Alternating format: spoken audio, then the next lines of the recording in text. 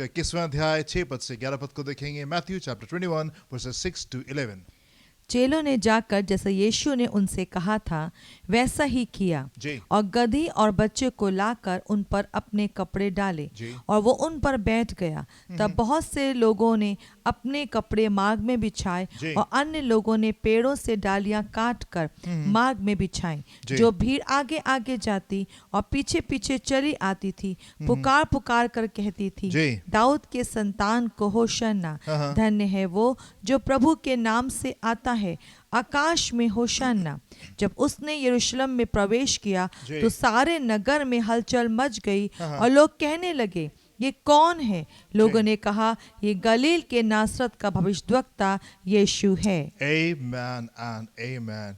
You know, I simply admire my Jesus. मैं यीशु की बातों से मैं हैरान होता हूँ। जितना ज़्यादा मैं उसको जानता जाता हूँ, उतना ही ज़्यादा उसकी बातों से मैं और भी ज़्यादा हैरान होने पाता हूँ। ये एक बहुत ही ये इम्पॉर्टेंट हिस्सा है परमेश्वर के वचन का। प्रभु यीशु मसीह अपने जीवन का, अपने मनुष्य के जीवन का पृथ्वी के ऊपर आखिरी एक हफ्ता यहाँ पे बिता रहे हैं। So many important things are about to happen here. कितनी आवश्यक बातें जो हैं वो यहाँ पे अभी होने जा रही हैं। And you look at the attitude of the Lord, और आप देखें प्रभु यीशु मसीह का एटीट्यूड इन तमाम चीजों के प्रति किस प्रकार का था। इतनी आवश्यक बातें हैं जिस बात के लिए प्रभु यीशु मसीह इस पृथ्वी के ऊपर आए थे वो इस हफ्ते में फुलफिल होना है। जिस बात का इंतजार परमेश्वर 4000 साल से कर रहे थे कि वो मेल जो है वो मनुष्य के साथ में होने पाए, वो बलिदान जो है वो चढ़ाया जा सके, वो अभी होने वाला है, इस हफ्ते होने वाला है। एंड आप अप्रोच को देखें, जब यीशु आखिरी हफ्ते में अप्रोच कर रहे हैं, आखिरी कुछ दिनों में जब वो अप्रोच कर रहे हैं, किस प्रकार से प्रभु यीशु मसीह जो है इन तमाम चीजों को देख रहे हैं। Amazing, God is amazing. परमेश्वर जो है वो हैरान करने वाला परमेश्वर है। आप मेरे साथ में देखिए लूका उसका 19वां अध्याय उसके 29 पद से 34 पद को देखेंगे। यहाँ पे क्या लिखा हुआ है। जब वो जैतून नामक पहाड़ पर जी बैतफगे और बैतनिया के पास पहुंचा हाँ तो उसने अपने चेलों में से 2 को ये कह के भेजा, जी सामने के गांव में जाओ। सामने के गांव में जाओ और उसमें पहुंचते ही जी एक गदही का बच्चा जिस पर कभी कोई सवार नहीं हुआ जी बंधा हुआ तुम्हें मिलेगा, जी उसे खोल कर ले आओ। हाँ यदि कोई तुमसे पूछे जी कि क्यों खोलते हो तो ये कह देना जी कि प्रभु को इसका प्रयोजन है। जी जो भेजे गए थे भेजे गए थे उन्होंने जाकर जैसा उसने उनसे कहा था वैसा ही पाया। Exactly वैसा ही पाया। जब वे गधे के बच्चे को खोल रहे थे तो उसके मालिकों ने उनसे पूछा, इन बच्चे को क्यों खोलते हो? उन्होंने कहा, प्रभु को इसका प्रयोजन है। और वे उसको यीशु के पास ले आए और अपने कपड़े उस बच्चे पे डालकर कपड़े उस बच्चे के ऊपर डाल के यीशु को उस पर बैठा दिया। जब वो जा रहा था तो वे अपने कपड़े मार्ग में बिछाते जाते थे। निकट आते हुए जब वो जैतून पहाड़ की ढलान पर पहुंचा तो चेलों की सारी मंडली उन सब सामर्थ के कामों के कारण जो उन्होंने देखे थे आनंदित होकर बड़े शब्द से परमेश्वर की स्तुति करने लगी। धन्य है वो राजा जो प्रभु के नाम से आता है, स्वर्ग में शांति और आकाश मंडल में परमेश्वर की महिमा हो। परमेश्वर की महिमा हो। ये कितना खूबसूरत है। प्रभु यीशु मसीह ने अपने चेलों को भेजा, जाओ सामने के गांव में जाओ और वहां पे तुमको गदही का बच्चा मिलेगा और तुम उसको खोल के ले आओ। और यदि कोई तुमसे कहे उससे कह देना परमेश्वर को उसके रिक्वायरमेंट है, उसका प्रयोजन है। और वो जाते हैं और जैसा यीशु ने कहा एग्जैक्टली वैसी बातें और उस गदही के बच्चे को जो है वो यहाँ पे लेकर के आ जाते हैं एंड यीशु को उसके ऊपर बिठा देते हैं। यीशु उसके ऊपर बैठ करके वो शहर के अंदर जो है वो प्रवेश करता है एंड लोग अपने कपड़े बिछा रहे हैं, लोग जो है खजूर की डालियों को हिला रहे हैं एंड लोग होसन्ना गा रहे हैं, लोग परमेश्वर की महिमा करें, लोग परमेश्वर की स्तुति करें एंड पूरा शहर जो है उसमें आराधना जो है वो गूंज उठी हैगी। ढेर सारे लोग सड़क के ऊपर निकल करके प्रभु की महिमा और प्रभु की आराधना कर रहे हैं। क्यों आराधना कर रहे हैं? Why this worship? क्यों इस प्रकार की आराधना कर रहे हैं? क्या लिखा हुआ है? क्योंकि उन्होंने परमेश्वर के और निकट आते हुए जब वो जैतून पहाड़ की ढलान पर पहुंचा तो चेलों की सारी मंडली उन सब सामर्थ के कामों के कारण जो उन्होंने देखे थे आनंदित होकर बड़े शब्द से परमेश्वर की स्तुति करने लगी। उन सब बड़े कामों को जो उन्होंने देखे थे, वो बड़े आश्चर्यकर्म, वो बड़े बड़े काम जो यीशु ने उनके जीवनों में किए थे, जो यीशु ने उनके बीच में किए थे, उन तमाम कामों के कारण ये बड़ी भीड़ जो है ये आनंद कर रही है, ये मगन हो रही है, ये जय जयकार कर रहे, ये नाच रहे, ये गा रहे और ये परमेश्वर की स्तुति कर रहे हैं, आनंद मना रहे, प्रभु की जय जयकार कर रहे। सारे लोग मगन होकर के they are praising God, they are celebrating Jesus. ये यीशु को सब मना रहे और ये उसकी महिमा करें और ये उसकी स्तुति करें। मैं आपसे पूछना चाहता हूं, क्या कभी आपको ऐसा एहसास हुआ, क्या कभी आपका ऐसा मन हुआ कि आप भी इस प्रकार से प्रभु की आराधना करें, घर को कमरे को बंद करके लाउड म्यूजिक लगा करके प्रभु के सामने नाचे और गाएं और ढेर सारा समय उसके सामने आप बिताएं, आप उसकी आराधना करें। जब हम मंडली में निकल के आते हैं, जब हम कलीसिया में निकल के आते हैं, जिस समय आराधना का समय होता है, क्या आपका मन करता है कि आप उसकी आराधना करें, आप उछलें, आप कूदें, आप आनंद मनाएं, आप सेलिब्रेट करें, आप खुश होने पाए? क्या आपका मन करता है कि आप इस प्रकार से उसकी आराधना करें? Why are these people celebrating? ये लोग इस प्रकार से क्यों निकल कर के आ रहे? क्योंकि इनके जीवन में प्रभु ने बड़े काम किए थे। हमने भी उसके बड़े कामों को देखा है, हमने भी उसके बड़े कामों को अपने जीवन में देखा। यदि हम मुड़ करके देखते हैं मेरे प्रियो, हम क्या पाते हैं? ये परमेश्वर का अनुग्रह है जिसने हमको यहां तक के पहुंचा है। ये परमेश्वर का अनुग्रह है जिसने हमको यहां तक के पहुंचा है। अगर परमेश्वर हमारे साथ में नहीं होते तो मेरे प्रियो शायद हम वहां पे नहीं खड़े होते जहां पे आज हम इस समय खड़े हुए। पर मैं आपसे पूछना चाहता हूं, वेयर इज दैट वर्शिप?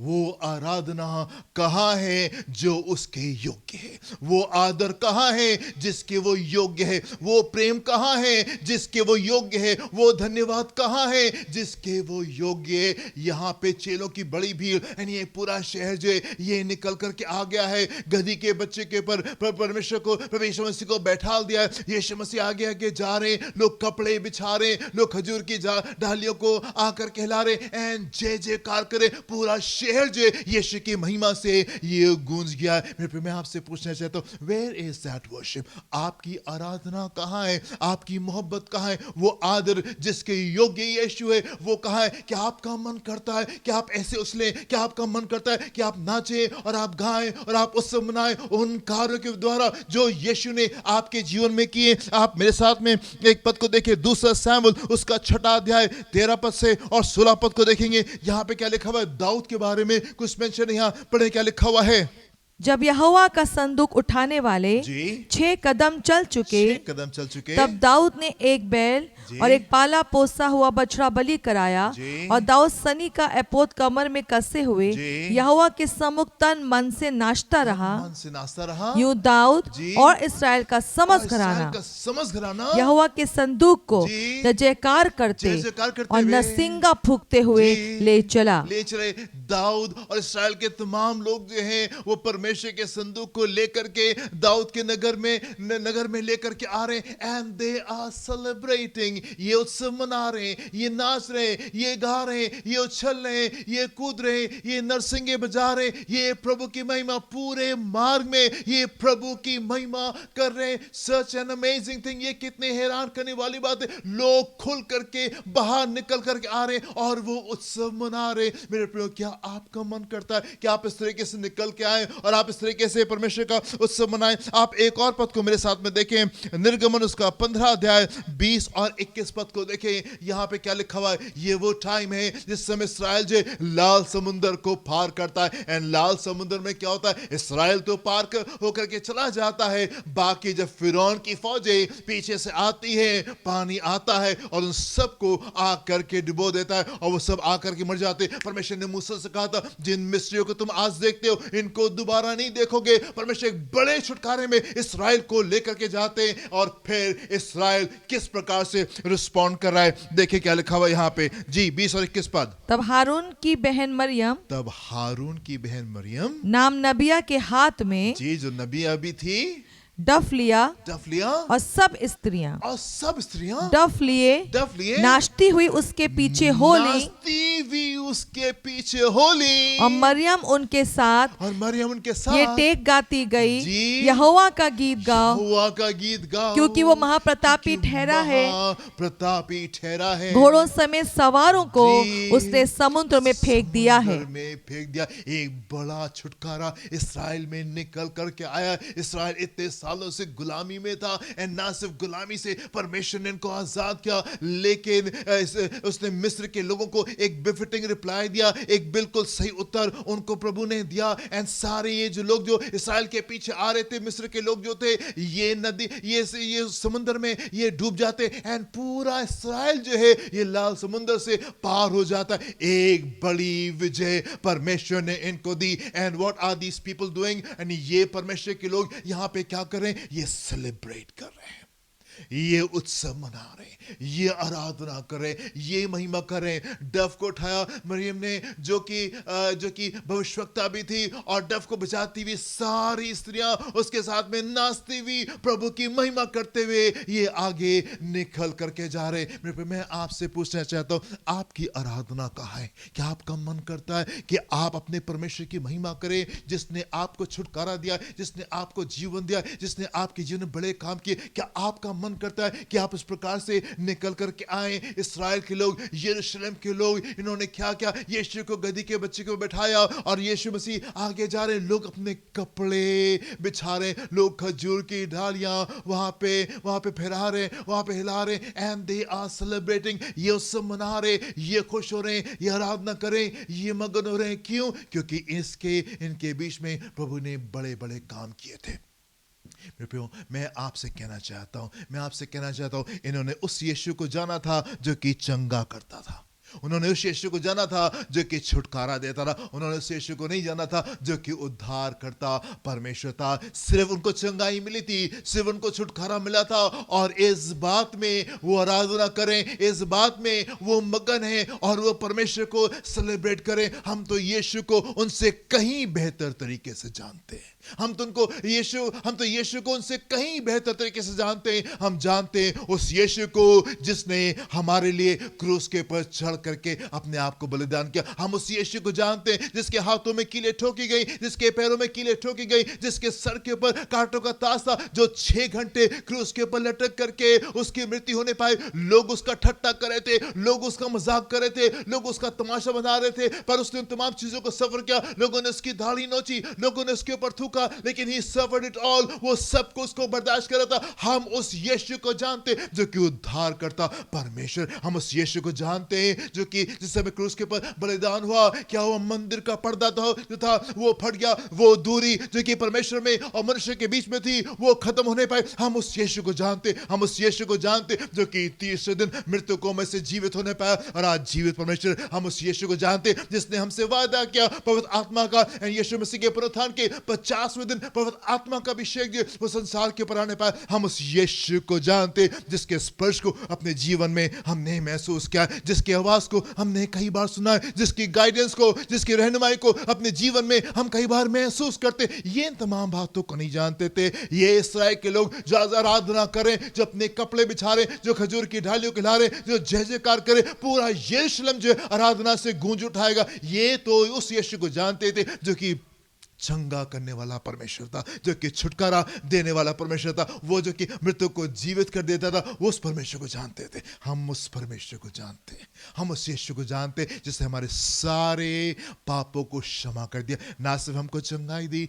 ना सिर्फ हमको छुटकारा दिया, ना सिर्फ मुसीबत में उसने हमारा साथ दिया, पर हम उस यीशु को जानते हैं जिसने हमको उद्धार दिया है, जिसने हमको उद्धार दिया। यीशु की मृत्यु की वजह से अब हमको नरक में नहीं जाना है, अब हम सीधे हम स्वर्ग में जाएंगे। यदि हम उसके ऊपर विश्वास करें हम स्वर्ग में जाएंगे, हम नरक में नहीं जाएंगे। कितना बड़ा परिवर्तन यीशु मसीह हमारे जीवन में लेके आए। इस सच्चाई के साथ में क्या आपका मन करता है कि आप परमेश्वर की आराधना करने पाए? अभी तो हम परमेश्वर के संतान हैं, इतना हम जानते हैं। कल क्या होंगे ये नहीं जानते, इतना जानते कि जब हम उसको देखेंगे हम उसके समान होंगे। क्या ही खूबसूरत भविष्य जो प्रभु ने हमसे नए नियम में जिन चीजों का उसने हमसे वादा किया। हम उस परमेश्वर को जानते जो कि उनके ज्ञान से कहीं उत्तम है, कहीं उत्तम है। मेरे प्रिय, मैं आपसे पूछना चाहता हूँ, आपकी आराधना कहाँ है? इस्राएल जिस समय लाल समुद्र को पार करके बाहर निकल करके आता है, उसके विरोधी जो है प्रभु उनको मार देते हैं, खत्म कर देते हैं लाल समुद्र में। वो उसके विरोधी जो है वो डूब जाते हैं। And people here they are dancing, यहाँ की महिलाएं जो है ये नाच रही हैं, ये गा रही हैं, एंड ये प्रभु की जय जयकार कर रही हैं। दाऊद और उसके तमाम लोग जो है, इस्राएल जो है जब समय वाचा के संदूक को ये लेकर के दाऊद नगर में लेकर के आ रहे, दे आर डांसिंग, ये उछल रहे हैं, ये कूद रहे हैं, ये प्रभु की महिमा करें, ये प्रभु को सेलिब्रेट कर रहेंगे। जिस समय इस्राएल जो है यीशु मसीह यहाँ पे आखिरी बार यरूशलेम में प्रवेश करें, they are celebrating, people here they are celebrating, ये उत्सव मना रहे। हमारी आराधना कहाँ है? हमारी आराधना कहाँ है? क्या हमारा मन करता है कि हम कमरे को बंद करके म्यूजिक लगा करके प्रभु की आराधना करें, प्रभु की महिमा करें, जो सके प्रभु आप महान हैं, प्रभु आपकी स्तुति हो, प्रभु आपकी प्रशंसा हो। जब आप कलीसिया में निकल करके आते, आप देखते हैं लोग आराधना करें, लोग महिमा करें, क्या आपका मन करता है आप उछलें, आप कूदें, आप गाएं, आप जय जयकार करें? आप भी दाऊद के तरीके से निकल के आने पाए, आप भी मिरियम की तरीके से आप निकल करके आने पाए, आप भी इन चेलों के प्रकार से निकल करके आने पाए और आप प्रभु की महिमा करें? क्या आपका मन करता है इस प्रकार से प्रभु की महिमा करने के लिए? हालेलुया। फिर मैं आपसे पूछना चाहता हूं, वो इज्जत कहाँ है जिसके वो योग्य है? वो प्रेम कहाँ है जिसके वो योग्य है? वो धन्यवाद कहाँ है जिसके वो योग्य है? वो आराधना कहाँ है जिसके वो योग्य है? कुलसियों उसका पहला अध्याय 12 और 14 पद को देखेंगे, यहाँ पे क्या लिखा हुआ है? और पिता का धन्यवाद करते रहो, और पिता का धन्यवाद करते रहो। कभी कभी जब कभी 2-4-6 महीने मन करे, ना ना ना, प्रभु का धन्यवाद करते रहो जिसने हमें इस योग्य बनाया कि ज्योति में जी पवित्र लोगों के साथ, जिसने हमें योग्य बनाया कि ज्योति में पवित्र लोगों के साथ मिरास में सहभागी हो। उसी ने हमें अंधकार के वश से छुड़ाकर अपने प्रिय पुत्र के राज्य में प्रवेश कराया, जिसमें हमें छुटकारा अर्थात पापों की क्षमा प्राप्त होती है। अब हमको सच्चाई मालूम है। वो सच्चाई जो मिरियम और उस जमाने की महिला को मालूम थी वो बहुत सीमित थी। जो दाऊद को मालूम था, जो वाचे के संदूक को लेके जा रहा था, वो सीमित था। ये इस्राएल, ये यहूदी लोग, ये यीशु के चेले, यीशु मसीह को आखिरी बजे यीशु मसीह यरूशलेम में प्रवेश कर रहे हैं, जिस सच्चाई के साथ में ये यीशु की आराधना कर रहे थे, वो बहुत सीमित थी, वो बहुत सीमित थी। आज हमारा ज्ञान जो है वो बढ़ा हुआ है। आज हम बहुत बेहतर तरीके से हम उसकी मोहब्बत को जानते, उसके कार्य को हम जानते। पर वो इज्जत कहाँ है जिसके वो योग्य है? वो प्रेम कहाँ है मेरे प्रिय परमेश्वर के प्रति जिसके वो योग्य है? वो धन्यवाद कहाँ है जिसके वो योग्य है? एंड वो आराधना कहाँ है जिसके वो योग्य? हालेलुया। वापस आएंगे लूका उसका 19वां अध्याय 41 और 42 पद को देखेंगे, यहाँ पे क्या लिखा हुआ है।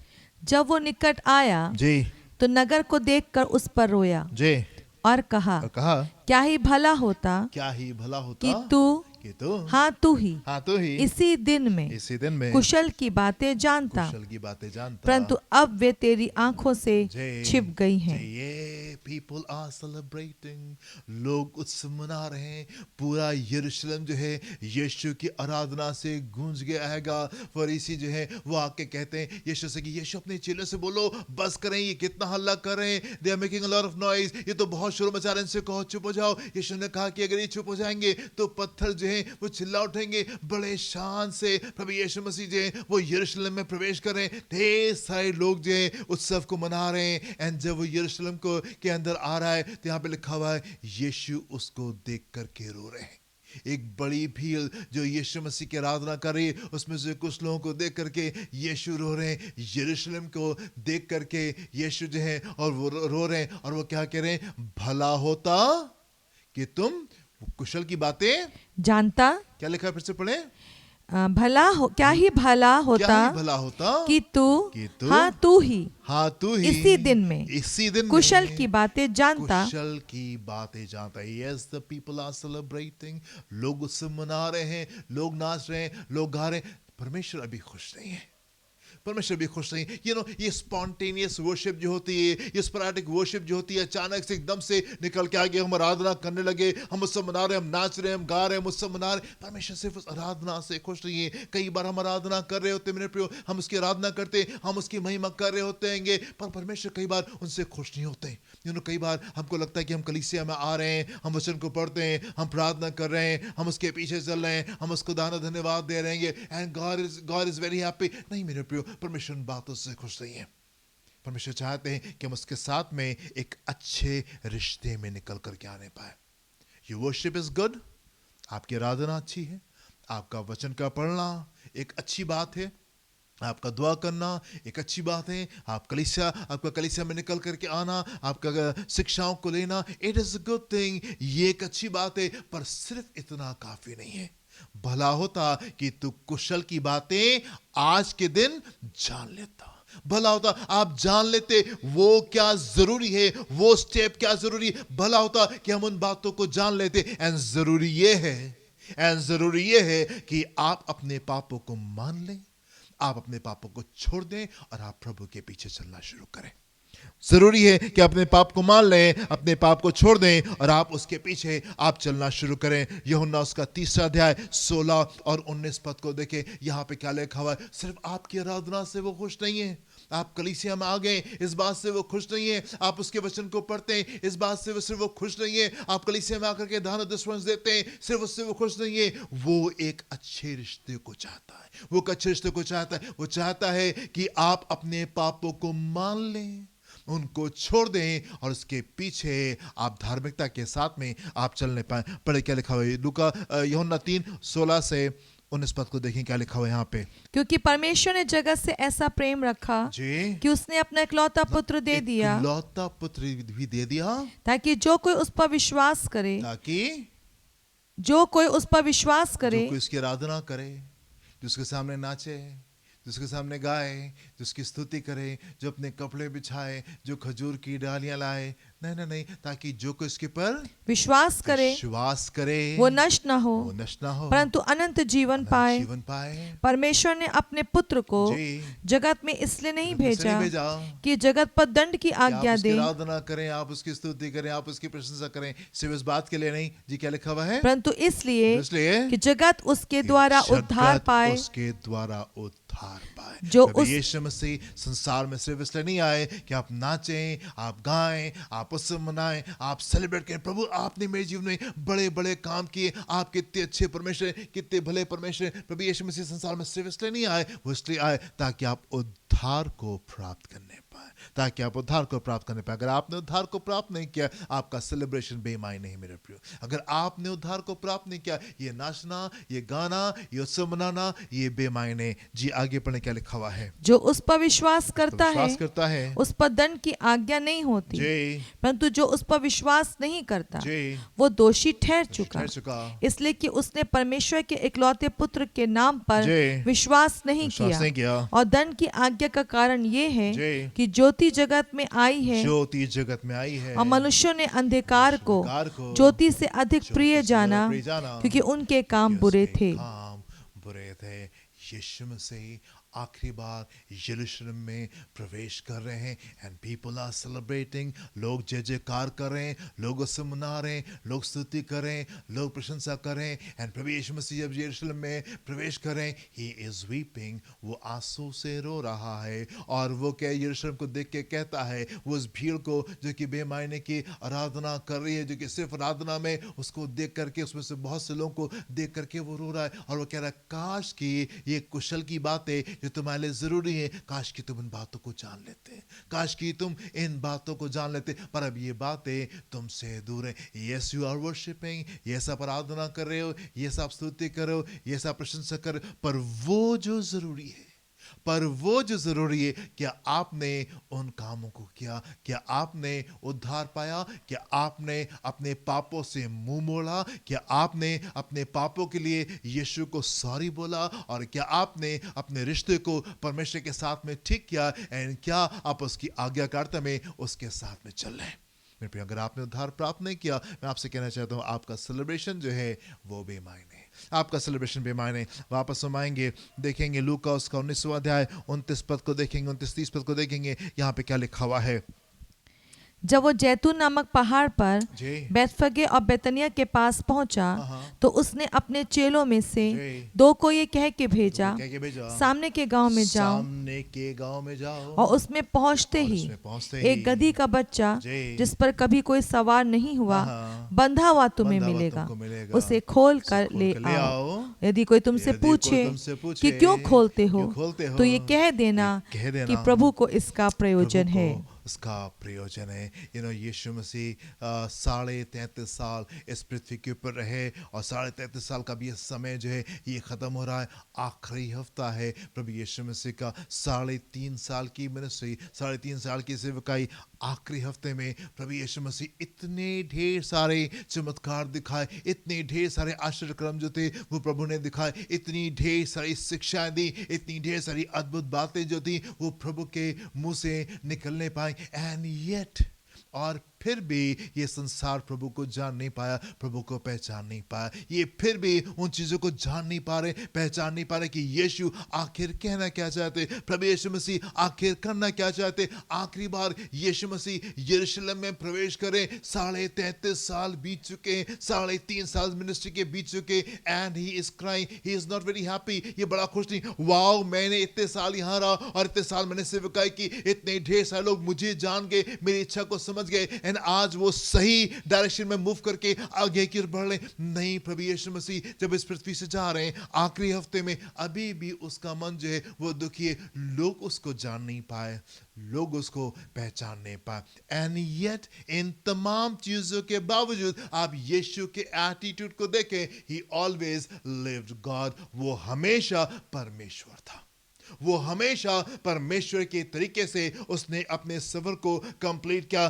कभी भी वो इन बातों के द्वारा वो कैरिड अवे नहीं हुआ कि लोग सुन नहीं रहे, लोग ध्यान नहीं दे रहे, लोग परवाह नहीं कर रहे, लोग समझ नहीं पा रहेंगे, और उसने अपनी चीजों को, अपने एटीट्यूड को बदल नहीं दिया। आखिरी मोमेंट तक के इस आखिरी हफ्ते में मौजूद है प्रभु यीशु मसीह। लोग नहीं समझ रहे, लोग नहीं जान रहे, लेकिन यीशु आज भी परमेश्वर की तरीके से एक्ट कर रहा है। He lived God। एक इंपॉर्टेंट सबक जो हमको यहाँ पे मिलता है, और वो ये मिलता है कि यीशु हमेशा परमेश्वर के तरीके से इस पृथ्वी के ऊपर, उसने कहा जाओ सामने के गांव में जाओ, और तुमको वहां पे तुमको गधी का बच्चा मिलेगा, और उसको खोल के ले आना। यदि कोई कहे तो कह देना परमेश्वर को उसकी रिक्वायरमेंट है।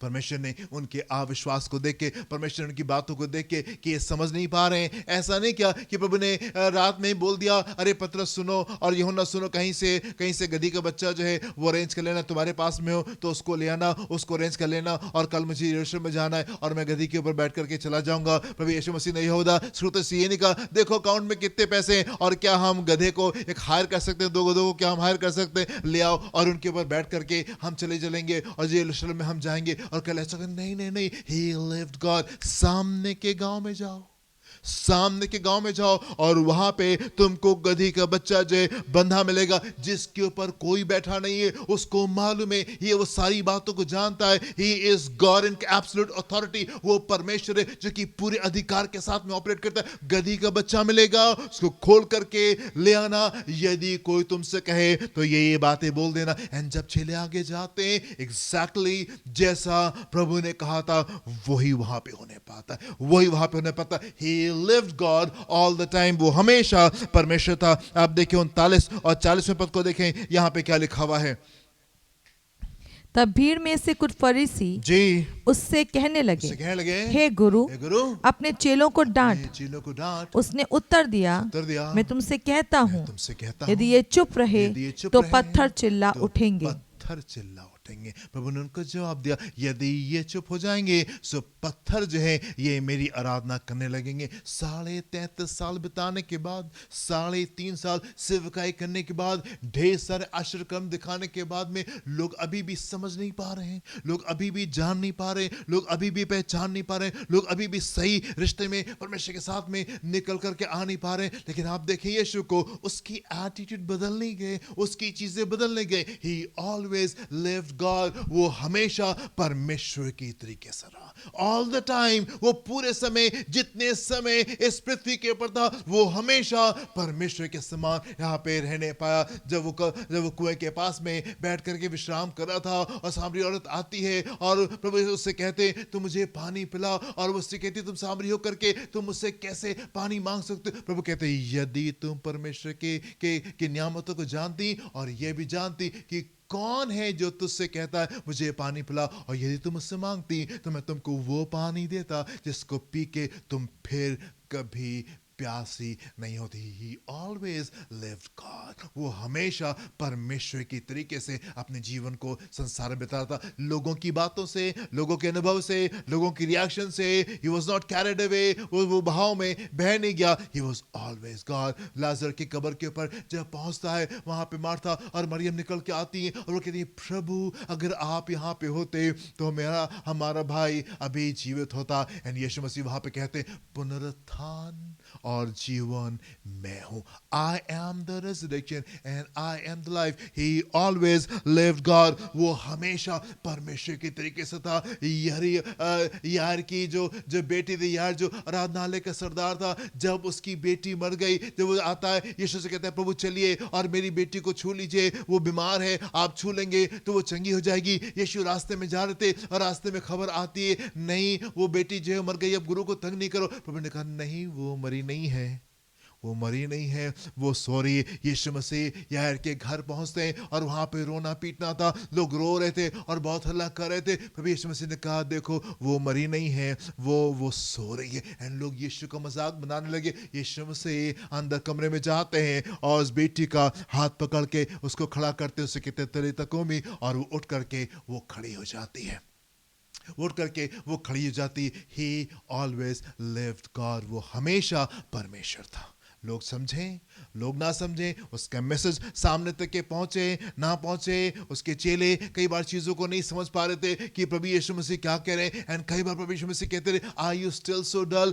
क्या अभी भी तुम उन बातों को नहीं समझ पा रहे हो? लेकिन ही ऑलवेज लिव्ड गॉड, वो हमेशा परमेश्वर की तरीके से जिया। आज जब आखिरी बार यरूशलेम में प्रवेश करा है अथॉरिटी के साथ में, अधिकार के साथ में, और कह रहे जाओ सामने के गांव में जाओ और वहां पे तुमको गधी का बच्चा मिलेगा जिसके ऊपर कोई बैठा नहीं है। सामर्थी परमेश्वर, पावरफुल गॉड, सामर्थी परमेश्वर, उसको खोल करके लिया। जो लोग सामने गए उन्होंने एग्जैक्टली वैसे ही पाया जैसा यीशु ने उनको कहा था। He lived God। एक इंपॉर्टेंट सबक जो हमको इस शिक्षा इस स्टोरी से मिलता है, इस हिस्से से मिलता है, और वो ये कि आप हमेशा इसी एटीट्यूड में रहें जिसमें परमेश्वर चाहते हैं कि आप रहने पाए। कैसे?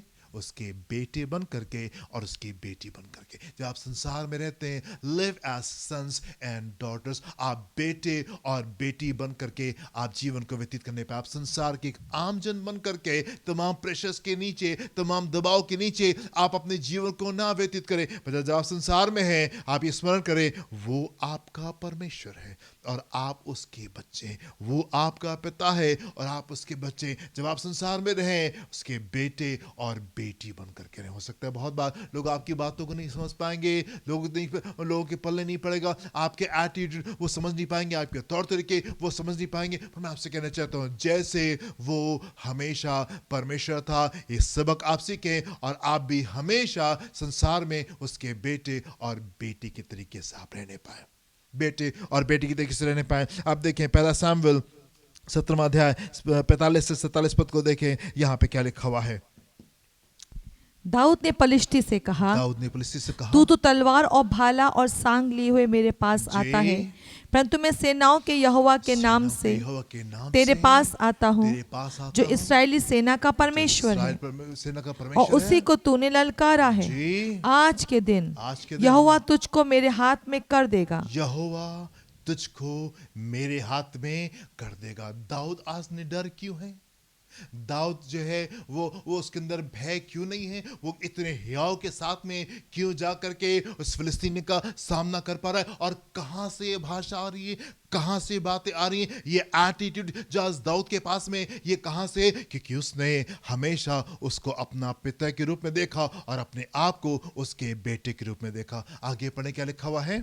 आज के दिन जी यहोवा तुझको मेरे हाथ में कर देगा जी, और मैं तुझको मारूंगा मैं तुझको मारूंगा और तेरा सिर तेरे धड़ से अलग करूंगा जी, और मैं आज के दिन पलिश्ती सेना के शव जी। आकाश के पक्षियों हाँ। और पृथ्वी के जीव जंतुओं को दे दूंगा। जी। तब समस्त पृथ्वी के लोग तब समस्त जान पृथ्वी के लोग लेंगे जान कि लेंगे। इस्राएल में एक परमेश्वर जी। है और ये समस्त मंडली जान लेगी जी। कि यहोवा तलवार या भाले के द्वारा जयवंत नहीं करता, जी। इसलिए कि हाँ। संग्राम तो यहोवा का है संग्राम तो और यहोवा का वही है तुम्हें हमारे और हाथ में वही कर देगा। तुम्हें हमारे हाथ में कर देगा। क्यों? क्योंकि ही इज माय फादर, वो मेरा पिता है और मैं उसका बेटा हूँ। वो मेरा पिता है और मैं उसका बेटा हूँ। प्रभु यीशु मसीह इस पृथ्वी के ऊपर थे, ही लिव्ड गॉड, वो परमेश्वर के तरीके से जिया।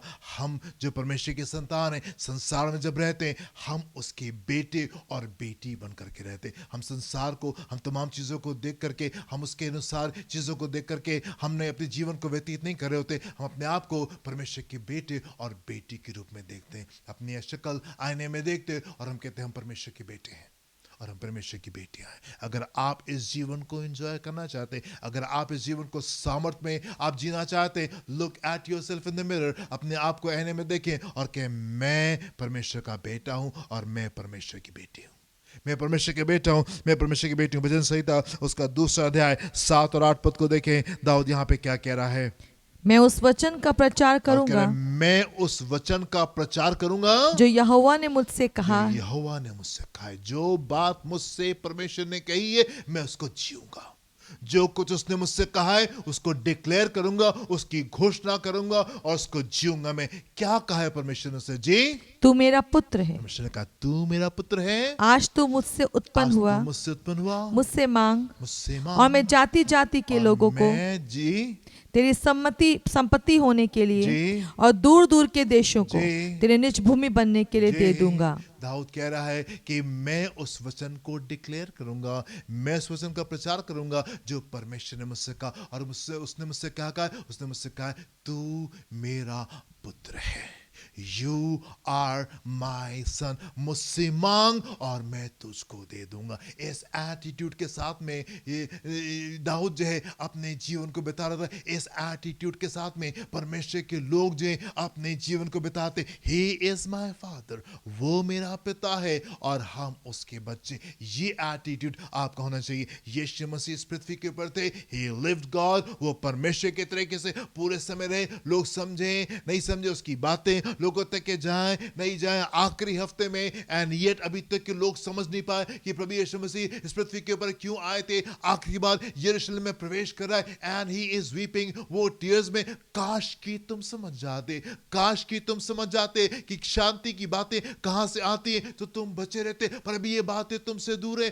कोई बात नहीं। ही लिव्ड गॉड, उस तमाम चीजों के बावजूद भी वो परमेश्वर की तरीके से उसने अपने जीवन को व्यतीत किया। एंड एक बात जो हम यहाँ से गैदर करते हैं और वे कि यीशु के एग्जाम्पल को हम अपने जीवन में लेते हैं और हम भी इस प्रकार से अपने जीवन को व्यतीत करने जा रहे हैं। हम उसके बेटे और हम उसकी बेटी हैं, हम उसके बेटे और हम उसकी बेटी। यहोशू ने कहा कि चांद और सूरज थम जाए। प्रार्थना की प्रभु ये चांद और सूरज को आप थाम दीजिए। एंड चांद और सूरज जो थे वो थम गए। क्यों? क्योंकि उसने अपने पिता से कहा था, उसने अपने आप को उस पिता के संतान के रूप में देखा और उसने मांगा और परमेश्वर ने उसको दे दिया। हन्ना के पास में दुख थे, हन्ना के पास में तकलीफें थी, पर वो सारी बातें लेके सिर्फ परमेश्वर के पास में जाती थी। एंड बार बार साल भर साल वो आकर के अपनी सारी बातें अपने पिता से कह रही थी, क्योंकि उसको मालूम था वो बेटी है, उसको मालूम था कि वो परमेश्वर की बेटी और वो अपने पिता से मांग रही है, एंड सिर्फ उसका पिता ही उसके दुखों को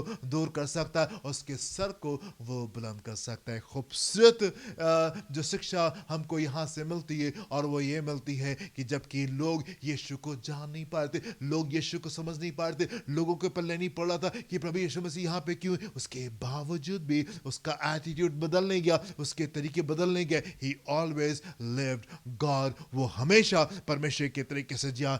एक शिक्षा जो हमको यहाँ से मिलती है, और वो ये कि चाहे लोग समझें चाहे लोग नहीं समझें, आप परमेश्वर के बेटे और बेटी बन करके इस जीवन को सामर्थ में आप जीने पाए। वो इज्जत जो हमको परमेश्वर को देनी चाहिए, वो हमारे पास में होनी चाहिए। वो प्रेम जिसके वो योग्य है, हम उसको देने पाए। जो धन्यवाद जिसके वो योग्य है, हम उसको देने पाए। एंड वो आराधना जिसके वो योग्य है, हम उसको देने पाए। प्रभु आपको आशीष दे। हम आंखों को बंद करेंगे, हम प्रार्थना करेंगे। Thank you lord, hallelujah. सच में प्रभु, हम जितना आपको जानते जाते हैं, उतना ज़्यादा हम आपकी बातों से और भी ज़्यादा हैरान होते जाते हैं। इतना ज़्यादा हम आपकी बातों से और भी ज़्यादा हैरान होते हैं। प्रभु, हम चाहते हैं कि अपने विषय के ज्ञान से आप हमको भर दीजिए, हमको भर दीजिए, और होने पाए प्रभु कि हम उस आराधना को आपको देने पाए जिसके आप योग्य हैं। वो इज्जत जिसके आप योग्य हैं, हम आपको देने पाए। वो मोहब्बत जिसके आप योग्य हैं, हम आपको देने पाए। एंड वो धन्यवाद जिसके आप योग्य हैं, हम आपको देने पाए पिता परमेश्वर। और होने पाए प्रभु कि सिर्फ आराधना ही हमारे जीवन से ना निकले, पर होने पाए कि अपने रिश्ते को हम आपके साथ में ठीक करने पाए। वो शांति की बातें हम समझने पाए कि वो क्या है, और अपने रिश्ते को हम आपके साथ में ठीक करके उस रिश्ते में हम आपके साथ में आगे की ओर बढ़ने पाए। होने पाए प्रभु, प्रार्थना करना चाहते हैं आपके लोग संसार में आपके बेटे और बेटे की हैसियत से रहने पाए, अपने आप को वो देखे आईने में और कहने पाए मैं परमेश्वर का बेटा हूँ और मैं परमेश्वर की बेटी हूँ। इस एहसास के साथ में लोग अपने जीवन को यहाँ पे व्यतीत करने पाए, ताकि सामर्थ फ्लो करने पाए। एंड लोग जबकि हमारे जीवन को देखें, तो हमें से आप दिखाई देने पाए प्रभु, और लोगों के जीवन छुए जाए और बदल जाए। अपने हाथ को बढ़ा करके लोगों को छुए और उनको ब्लेस करें। जो भी इनकी नीड्स है, मेंटल, फिजिकल, इमोशनल, स्पिरिचुअल, वो आपके स्मारी भंडार के द्वारा पूरी पाए। देखें, संभालें, अपनी भली भावना शिक्षा को हमारे बीच में पूरा करें। यीशु के नाम से मांगते सुनिएगा, ग्रहण कीजिएगा। आमेन एंड आमेन, हालेलुया। हमारे खुदावंद यीशु मसीह का फजल, खुदा बाप की मोहब्बत, पाक रूह की रिफाकत, शाकत में ज़हरे के साथ में अब से लेकर हमेशा तक होती रहे। Amen and amen. Hallelujah. God bless you, my dear friends. प्रभु आपको आशीष दें। जय मसीह की।